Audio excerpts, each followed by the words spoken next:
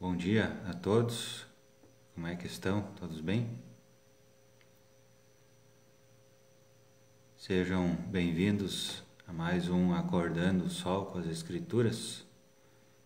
Eu sou o Bispo Fábio da ala Santo Ângelo, da Igreja de Jesus Cristo dos Santos dos Últimos Dias.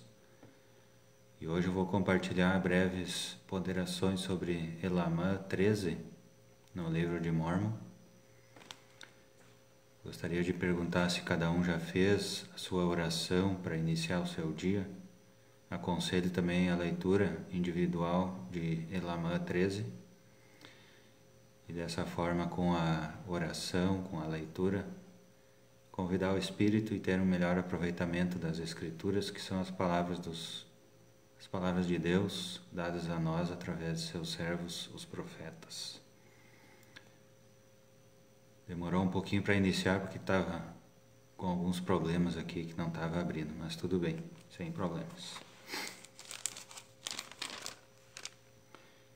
Então esse capítulo, Elamã 13, aconteceu um fato bastante curioso. Fala sobre o Samuel, o Lamanita, né? Então nesse momento ali, né, da história, né, dos nefitas, os lamanitas eram um povo melhor, né, era um povo mais atento aos mandamentos de Deus do que os nefitas, né? Diz o seguinte no versículo 1: E então aconteceu que no 86º ano continuaram os nefitas a praticar iniquidades, sim, grandes iniquidades, enquanto os lamanitas se empenhavam em guardar estritamente os mandamentos de Deus segundo a lei de Moisés. Tá? Daí veio dos lamanitas um profeta chamado Samuel, veio pregar aos nefitas. Tá? Mas eles não aceitaram ele e expulsaram-no da cidade, né? Cidade que era uma fortaleza. E ele ele saiu da cidade, né? Mas aí o Senhor mandou ele voltar. Disse para ele dar um jeito de pregar aos nefitas, né? O Senhor disse para ele fazer e ele foi lá e voltou. Subiu na muralha, né? E pregou aos nefitas para que eles pudessem ouvir. E o que ele pregou? Ele pregou arrependimento. Ele pregou que a terra seria amaldiçoada, né? Que as pessoas tinham colocado o seu coração nas riquezas materiais e que a terra seria amaldiçoada dali para diante e que as pessoas iriam, para guardar os seus tesouros, elas iriam enterrá-lo. E quem tivesse posto o seu coração nessas riquezas, nunca mais iria achar esses tesouros, né? Somente iria achar de novo esses tesouros quem teria guardado para o Senhor. Tá? Aqui no versículo 6 diz o seguinte: Sim, terrível destruição aguarda este povo, e ela seguramente virá sobre este povo, e nada salvará este povo, a não ser o arrependimento e a fé no Senhor Jesus Cristo, o qual sem dúvida virá ao mundo e padecerá muitas coisas e será morto por seu povo. Tá? Ele estava falando que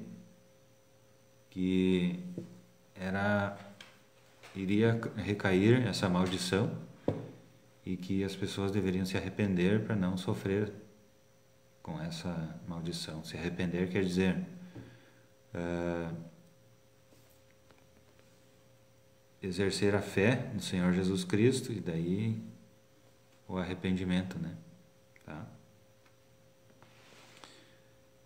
No 11 diz o seguinte: Mas se vos arrependerdes e vos voltardes para o Senhor vosso Deus, eu desviarei a minha ira, diz o Senhor. Sim, assim diz o Senhor. Bem-aventurados os que se arrependerem e se voltarem para mim, mas ai daquele que não se arrepender. Arrepender quer dizer mudar, né? Mudar, fazer sacrifícios em sua vida para mudá-la para Jesus Cristo, né? Direcionar a sua vida para Jesus Cristo. Tá? Então daí a ira seria desviada. Daí no 17 e no 18 diz o seguinte: eis que uma maldição cairá sobre a terra, diz o Senhor dos Exércitos, por causa do povo que está na terra, sim, em virtude de suas iniquidades e abominações. E acontecerá, diz o Senhor dos Exércitos, sim, nosso grande e verdadeiro Deus, que aquele que esconder tesouros na terra não mais os achará por causa da grande maldição da terra, salvo se for um homem justo e escondê-los para o Senhor. Tá? Então todos os bens, né, que as pessoas, com os quais as pessoas tivessem sido abençoadas, esses bens deveriam ser consagrados ao Senhor. Tá? Quem não tivesse consagrado seus bens ao Senhor, né, iria perder esses bens, iria escondê-los na terra e nunca mais achar. Por que eram escondidos? Para proteger, né? Então as pessoas escondiam na terra para proteger esses bens, né? No caso, se precisassem, se viessem os ladrões, né? Ou se precisassem, no caso de uma guerra, alguma coisa, né? Daí um saqueador não iria achar, né?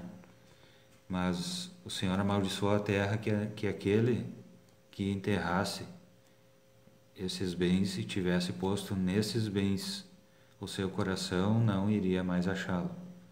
Só iria achar aquele que tivesse guardado seus bens para o Senhor. Tá? No 22 diz o seguinte: não vos lembrais do Senhor vosso Deus nas coisas com que Ele vos abençoou, mas sempre recordais vossas riquezas, não para agradecer ao Senhor vosso Deus por elas. Sim, vosso coração não se achega ao Senhor, mas enche-se de grande orgulho, com ostentação e com grande arrogância, invejas, discórdias, malícia, perseguições e assassinatos, e toda sorte de iniquidades. Tá? Então, por causa dos seus bens materiais, eles estavam cometendo todas essas coisas, né?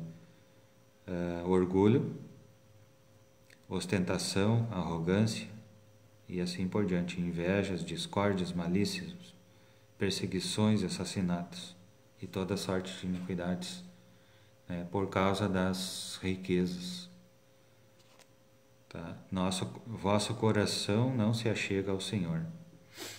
Tá? Então, que nós possamos cuidar, né? Talvez por causa de alguma coisa que a gente recebe, né? A gente coloca o coração nesse bem material, né? E o nosso coração não se achega a Deus, que nós possamos cuidar isso, evitar isso, nos arrepender, voltar o nosso coração ao Senhor, né? Lembrar do Senhor, o nosso Deus, nas coisas com que Ele nos abençoou, né? Então, sempre ser gratos, né? Consagrar essas coisas para o Senhor, tá certo? Outras coisas que eles estavam cometendo também, no 26 diz o seguinte: se aparece entre vós um profeta e declara-vos a palavra do Senhor, a qual testifica vossos pecados e iniquidades, revoltai-se contra ele e o expulsais e procurais todos os meios para destruí-lo. Tá? Então era uma coisa que eles estavam fazendo também, eles estavam rejeitando o profeta, né? Então é algo também que é terrível, né? É rejeitar um profeta. Então ele estava pregando ali que as pessoas deveriam se arrepender, porque a terra já estava amaldiçoada, né? Tá? Então era essa a condição dali para diante, né? Então o profeta já tinha falado e essas coisas já estavam acontecendo. Tá? Então ele está falando do que aconteceria no futuro, do que dali para diante iria acontecer no futuro. O que as pessoas, né, iriam dizer dali para diante, lá no futuro, mais algum tempo. No 33, se me houvesse arrependido e não tivesse matado os profetas nem os tivesse apedrejado, nem expulsado. Sim, naquele dia direis: ó, se nós tivéssemos lembrado do Senhor nosso Deus no dia em que Ele não... Ó, se nós tivéssemos lembrado do Senhor nosso Deus no dia em que Ele nos deu nossas riquezas, então elas não se teriam tornado escorregadias a ponto de as perdermos, porque eis que nossas riquezas se foram. Então, ele estava já dizendo, né, o que queria acontecer mais daqui uns anos, né? Então, que nós possamos evitar isso em nossa vida, né? Evitar essas coisas aqui, chegar lá mais adiante e voltar a nossa lembrança para esses dias de hoje e nos lamentar, né? Que nós possamos evitar isso, né? Então, que nós possamos hoje voltar o nosso coração ao Senhor nosso Deus, né? Ser gratos pelas inúmeras bênçãos que Ele tem derramado em nossa vida, ser gratos pelas bênçãos que nós temos, né? Por estarmos aqui falando uns com os outros, né? Tá? Por termos, enfim, cada pessoa vai ter as suas bênçãos, né? Que nós possamos sempre ser gratos por elas. No 38 e 39 ele diz o seguinte: mas eis que vossos dias de provação se passaram. Procrastinastes o dia de vossa salvação até que se tornou para sempre demasiado tarde.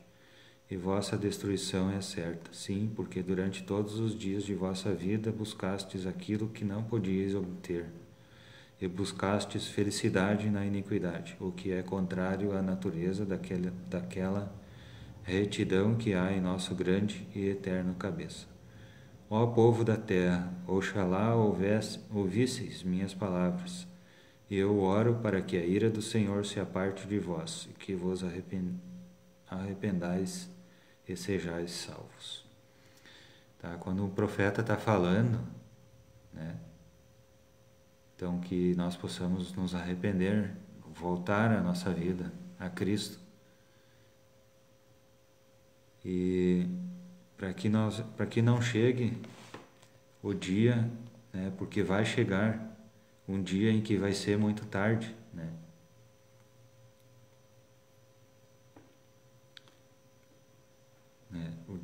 Os dias de vossa salvação. Procrastinastes o dia de vossa salvação. Tá? Então, o dia de nossa salvação é quando nos arrependemos, né? E vai acontecer de se tornar demasiado tarde, né? Então, que nós possamos agir hoje, né, para o arrependimento. Buscastes felicidade na iniquidade, o que é contrário à natureza daquela retidão que há em nosso grande e eterno cabeça. Tá? Então, que nós possamos nos desviar da iniquidade, né? Porque a felicidade não está na iniquidade, porque a iniquidade é contrária ao Senhor. Então esses são os principais ensinamentos desse capítulo, né? Então que nós possamos nos não colocar o coração em nossas riquezas, tá certo? Não significa que nós temos que deixar de trabalhar para termos riquezas, né? Não significa isso.